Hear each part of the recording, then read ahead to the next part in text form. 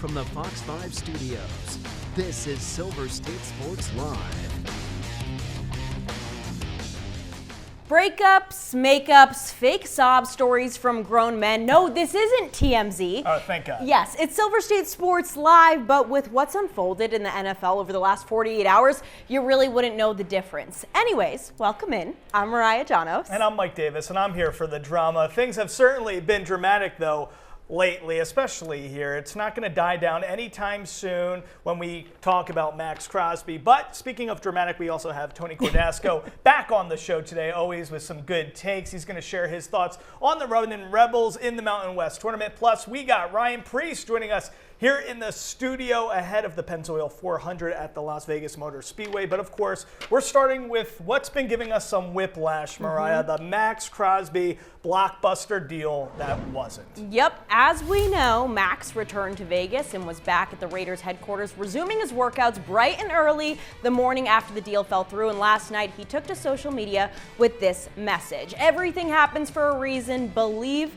nothing you hear and half of what you see. I'm a Raider. I'm back. Run that ish." Nice. Wow. Okay. You handled that super I well. love when they do this, like right as I'm about to go to bed. Listen, too. it was almost Stoic philosophy. It was like Marcus Aurelius, basically, what he posted. Now, the Raiders are echoing the Condors' sentiments, with multiple league sources reporting that the Raiders are no longer interested in trading Crosby. So the Silver and Black lose out on 2 first-round picks, but they get their star edge rusher back. As for the world's worst trade partner, i.e. the Ravens, GM Eric DeCosta spoke with the media Wednesday afternoon to address the situation. We've done a lot of different trades, and one of the key things is to, you bring the player in, you try to get as much information as you can. We did that, and we were not able to complete the process of acquiring the player based on, our assessment of the situation. Very, very, I think, disappointing to me. Nobody more disappointed than me. Player I greatly admire. I think one of my favorite players in the entire NFL. I know our fans were upset, devastated. I understand that. Tough situation. But I think for the Ravens, the right situation. And my role as GM and Jesse's role as head coach and Sashi's role as president, stewards of the organization. And we have to make tough calls. And this was certainly a tough call to make. Yeah, cry me a river. I hate going against a fellow Boston guy, but no, I'm not buying what he's selling. Mike, you were fired up yesterday. You were fired up when the news broke.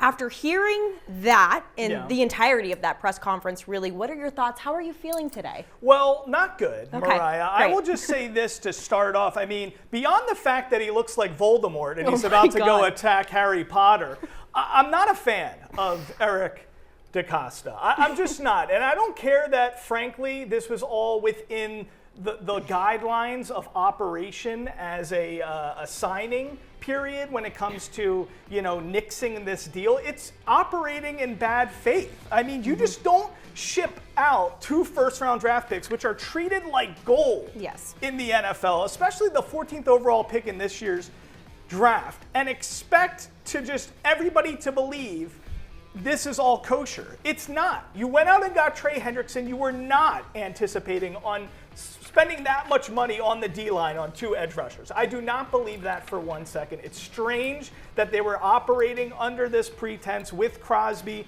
in the building, Trey Hendrickson there working on the deal. I just don't like any of this.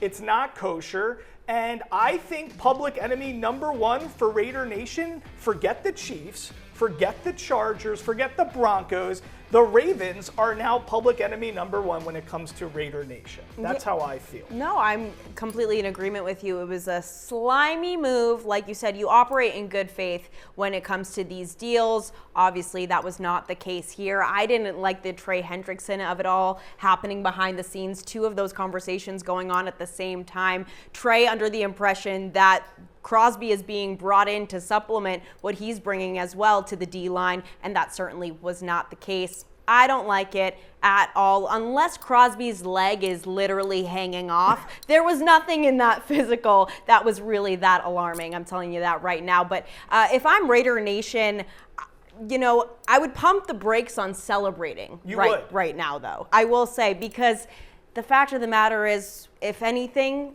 like Vince said yesterday, they're just kicking this down the road. When I say they, I mean the Raiders. They'll keep Crosby for now. I know they're saying that that is what they intend on doing, and I believe that. But I think he will be back on the trading block eventually. Maybe as the season starts, God forbid, an edge goes down on another team and they're desperate and they're contenders. The Raiders are the first team I'm calling up because I think they will still be open to a trade maybe this time next year. There's no shot they're getting 2 first-rounders ever again for this guy, but I don't think Max Crosby will be here in the long run. I'm sharing that sentiment. Now, one thing for sure that is worth celebrating is the Raiders have honored the deals that were put in place during that tampering period. Yes, all 8 players have been put pen to paper, officially official. And this morning, the Raiders held an introductory press conference for the newcomers. It means the most to me, man, just to be able to come back to a familiar place. Got tons of connections here. I see my guy Mark in the back. Just people that I've known growing up, and it's just a blessing to be here. It didn't really hit me until a few weeks ago, just talking about it and with my agent, and just felt like this was the right fit for me and the best fit for me to show what I can do on the field. The local kid is back. All right, coming up, Ryan Preece is here, the NASCAR Cup Series driver, looking to get a big win at the Pennzoil 400 this weekend in Vegas. We're talking to him next.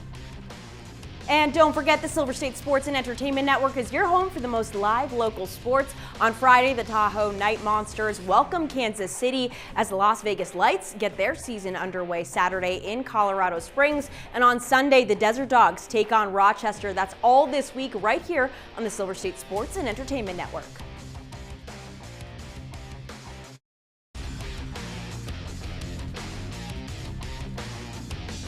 You're watching Silver State Sports Live.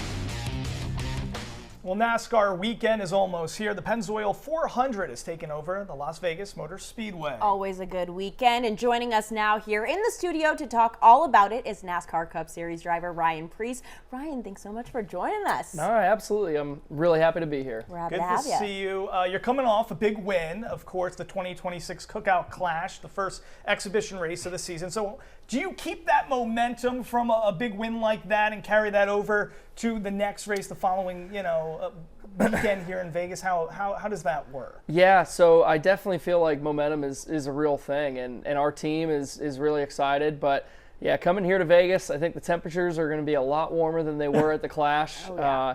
And yeah, I mean, for us, we're definitely ready to get going into our season. We've done 4 races. We're heading into our 5th, and 33 to go.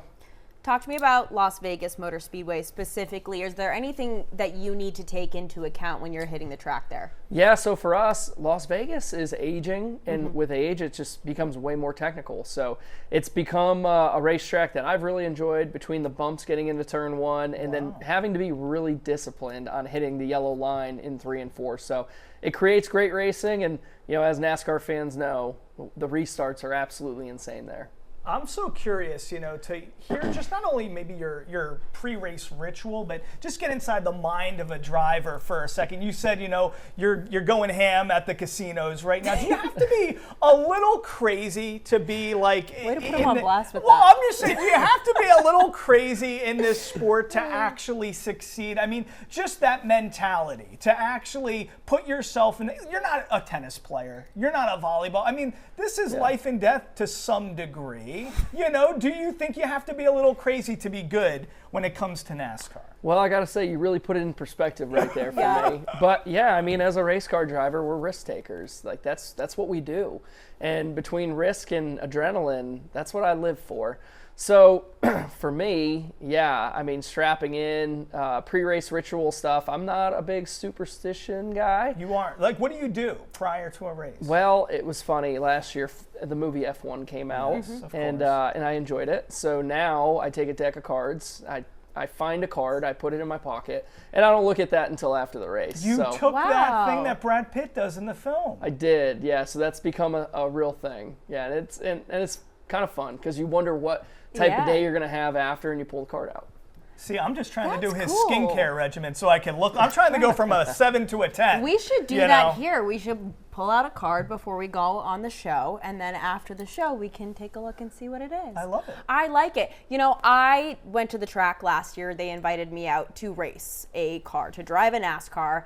And it was probably the most terrifying thing I've ever done in my entire life. But when you talk about that adrenaline rush, it is real. I actually was more terrified of the straightaways than I was the turns. I actually enjoyed the turns more, which I was not anticipating. You actually were handling it? I was by myself. No one came in the car with me, Nobody which was in I'm there? not really sure why our bosses You're thought, here let's today send to- Mariah to the track to do that. You're actually here in the flesh. You survived no, that. I lived to tell the tale, but I rode that high. I'm not kidding.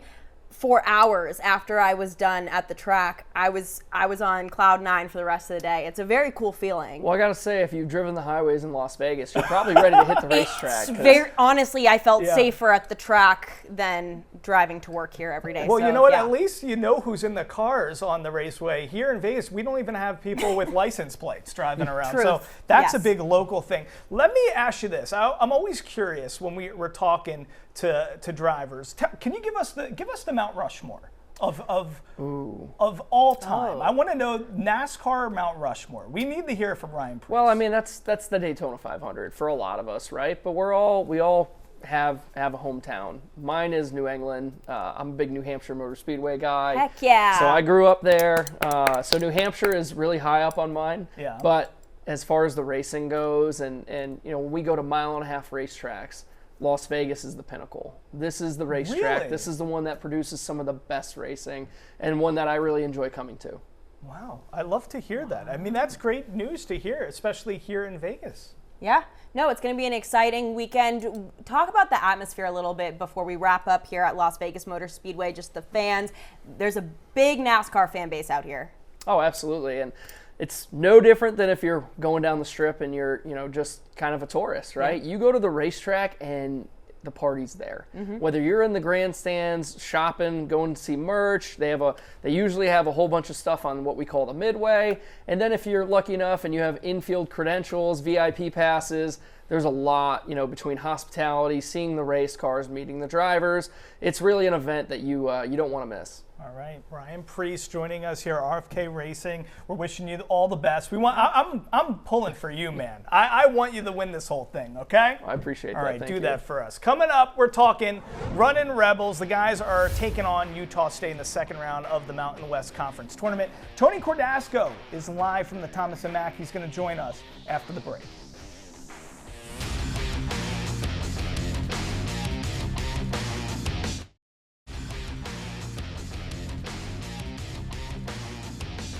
You're watching Silver State Sports Live. All right, the second round action of the Mountain West Tournament is going down right now at the Thomas & Mack. Tip-off between UNLV and Utah State started at noon. And as it looks right now, UNLV is going to lose a tough one to Utah State. Yeah, and that's where we find our Tony Cordasco. Tony, thank you so much for joining us live. Obviously, this is polar opposite from the previous two matchups between these teams. What's your reaction? What's your impression of this game? Well, first of all, Mariah, you and I have something in common. We both run that ish. We're both running that ish today. For UNLV, it's been a sloppy game. They don't have their legs. Dre Gibbs, Lawhorn doesn't have his legs in this game. 12 points, now 15. He just hit a late bucket, 6 of 16 shooting. But the Rebels turned the ball over 19 times, leading to 23 points for the Utah State Aggies. And in the first half, the Rebels trailed by 14 at the break, and second half has been all Utah State. And so, you know, this typically happens when a team plays a game and then they have to play another game within 24 hours. And you have Utah State, which got that first round bye. This is what happens. Teams just seem to wilt away. And the Rebels in the second half had a 5-minute drought. It was a 13-1 run there. And it's gotten a little bit testy. Both Gibbs, Lawhorn, and Kamani had Kamani Hamilton had a technical in the game. He fouled out of it. Yet another game, 15 points, I think. And it's been sloppy. It's been testy. a lot of technical fouls here in the second half. And UNLV doesn't have a good ending to this initial season for Coach Josh Pastner. Yeah, and let's talk about that. I mean, of course, UNLV has had Utah State's number all season long, 2 wins over them, 1 at home, 1 there. But, basketball, it's a game of runs. They didn't look good towards the end of the first half. I think they went on a 12-2 run, the Aggies. But, I was hoping Dre Gibbs, even not having his legs, like you said, not having really buckets fall, he didn't play so great in that last game, and still UNLV was able to beat Utah State. But speaking of Josh Pastner, I mean, now that this looks like this is the end of his first season in charge, what's your take on how he did in year 1? I mean, all things considered, and you hate to keep frowning upon all the injuries they had. All things considered, I mean, they're a game above 500. There's nothing else really you can say. Let's hope that he can, again, retain some of the players that he has currently, and then also have a good recruiting class. No telling, what happens to Tyron Jones if he comes back, and of course Gibbs Lawhorn, and also Miles J. Miles J, saw him yesterday, and he still has, his foot. Like it's not responding well at all. So he's still in the boot, and I don't know what's going to happen. Hopefully he comes back. But yeah, a disappointing end. It ends with a thud. Rebels gave it all that they possibly could here. They don't have the depth. They don't have the bench. And at the end of the day, it really hurt them in this game. Well, Tony, you kind of just touched on it a little bit, but retention, huge in all of NCAA athletics. How confident are you in UNLV and Coach Pastner's ability to retain some of those key players, as you mentioned, like Tyron Jones and Dre Gibbs Lawhorn? What's crazy is that, like today, if you look at those 2 players and just what the market value is for players like that, they're $1 million players. Yep. UNLV can't afford that, can they? I don't think so. So you have to always recruit, have backups, and always have more players in the hopper. Gibbs Lawhorn winds up with 17 to lead UNLV. So 80-60 the final score as the Rebels are done. 17 fouls in the second half. Oh, that's crazy. Not good. Yeah, 17 for the Rebels. That's a killer. Not good. Well, you know what? Right, Maybe on top of turnovers, droughts, right? Maybe driver Ryan Preece and I and Mariah, we can all go to the tables, and Tony, you can join us. We'll start winning big, and then we'll start, contributing to the NIL fund. And that's what we'll do. All for a good cause. Mariah, if you were here, I'm sure that you would get a shout out today from Pastner as well, because he shouted out like most of the reportors that's in the so room kind yesterday. Of him. We love that. Yes. And he did say horror, HORROR. Horror. There you go. All right, I don't know if you Tony, saw that clip. you're the best. I hope he gave you a shout out as well. Thanks for joining us Great live. to see you guys. Keep running that ish. Later. There you go. We All will right. do that. From the Thomas and Mack to T-Mobile Arena, as the Knights are going to take on the Pens tonight. VGK needs a win, and they need a win bad. They're going to look to snap a 3-game losing streak, and they will look to get one against Pittsburgh, who is going to be in their 4th straight game without Sidney Crosby and Evgeny Malkin. Puck drop is set for 7 p.m. And shifting over to the Diamond, the A's, where we have an update on the ballpark. The Athletics tweeting out a sweet set of pics with the caption, "We are one step closer to 2028. The bowl steal is taking shape around home plate. You love to see it. Crews continue to make progress quickly on the A's future home. Beautiful project on the strip. Cannot wait to see the finished product, guys. It looks good. I don't know what bowl steal is, but I love it. All right, and one guy who's going to be celebrating a lot of homers in that ballpark is also celebrating something else today. It's the big Amish. Nick Kurtz turns 23. Mariah, he's done so much before turning 23. Seriously, I feel like such an underachiever compared to him. Happy birthday, Nick Kurtz. The reigning Rookie of the Year got some love from the A's on Instagram as they wished him a very happy birthday. I hope he gets some Amish baked goods, because Yes. they do have the best Right. baked Well, you're goods. big on the butter churning, so Churn hopefully that butter. Coming up, we're breaking down the weirdest thing we've seen on social media in a very, very long time. It involves Kenneth Walker, the Chiefs, and John Madden. We're breaking it all down when Silver State Live returns.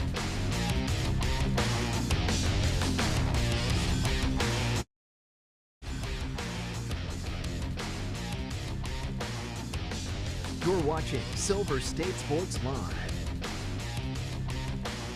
All right, it's a big sports weekend here in Vegas tonight. The Golden Knights got the Penguins, then the Blackhawks on Saturday. Then we have Lights FC at Colorado Springs. Then, of course, the Pennzoil 400 at the Las Vegas Motor Speedway on Sunday at 1 p.m. All right, Mike, I have a serious question for you. Do you have a nemesis that you can think of? I do. I'm gonna name. What's his name? Just tell me his name. Justin Sing Sing.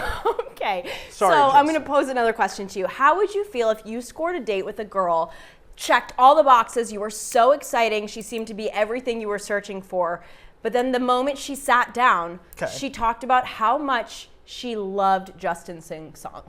Like, what would your immediate reaction be? I would be like, I don't think this is going to work out. Okay, well, that's essentially what happened yesterday. Check this out. Kenneth Walker touches down in Kansas City, ready to sign a deal with the Chiefs, his new team, and he's rocking a John Madden Raiders t-shirt.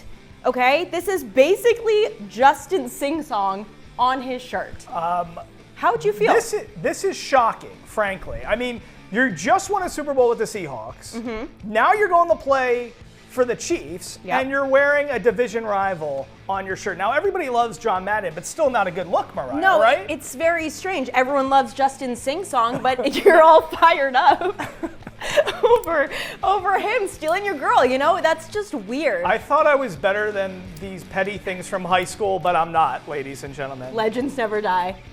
We'll see you tomorrow, 2 p.m.